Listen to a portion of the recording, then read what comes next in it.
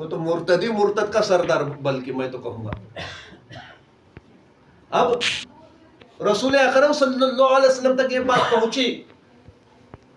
لوگ کہتے ہیں نا رسول کو کوئی اختیار نہیں ہے, کرنے والی ذات اللہ کی ہے.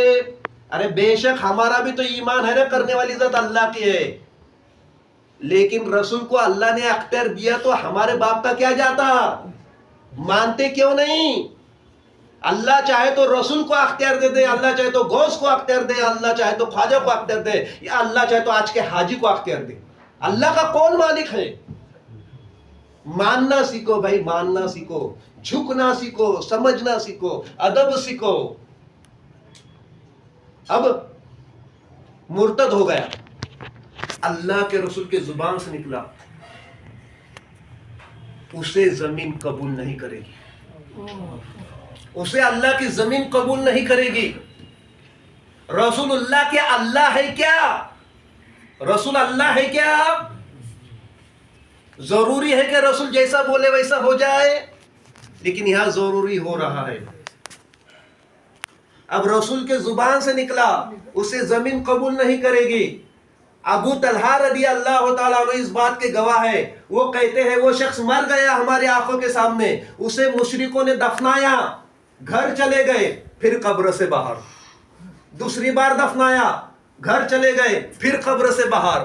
تیسری بار اور بڑا کھڈا لے کر دفنایا, گھر چلے گئے, پھر قبر سے باہر. آخر کار وہ لوگ پریشان ہو گئے, اب اس کو دفنانا نہیں ہے, یوں ہی چھوڑ کر چلے گئے.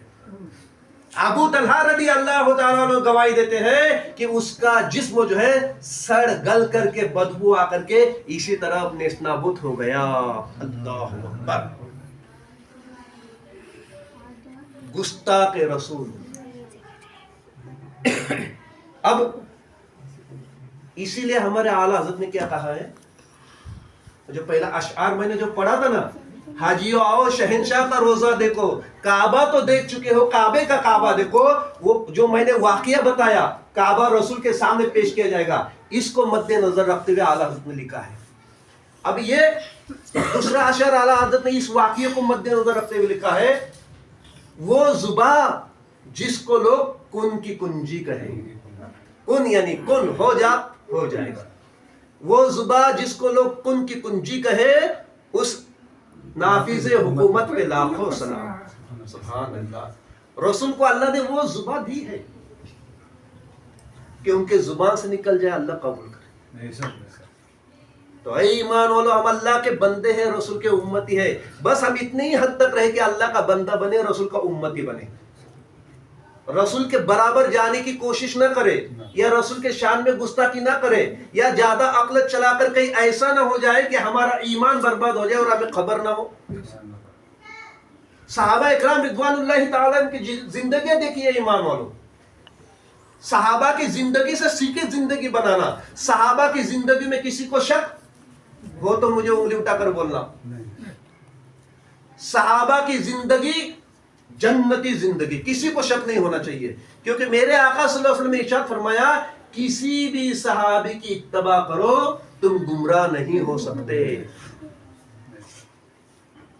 صحابہ کی زندگی کو دیکھو, 14ویں صدی کے ملا کی زندگی کو مت دیکھو. 15ویں صدی کا ملا بڑا ڈینجر ہے, اپنی مطلب کے لیے کچھ بھی بول دے گا. ہم تو ڈوبیں گے صنم, تم کو ساتھ لے کر ڈوبیں گے. کچھ ملا ایسے ہے, ہم تو ڈوبیں گے, تم کو ساتھ لے کر ڈوبیں گے. ڈوبو. اس لیے جس کی پیروی کر رہے ہو, جس کے پیچھے چل رہے ہو, پہلے اس کو ٹٹیلو. یہ کیسا ہے, اس کا عقیدہ کیسا ہے, اس کا اخلاق کیسا ہے. اگر انجن ہی برابر ہے تو پیچھے کے ڈبے کوئی کام کے نہیں. انجن پاورفل ہونا چاہیے تو وہ ڈبے کو لے کر چلنے والا.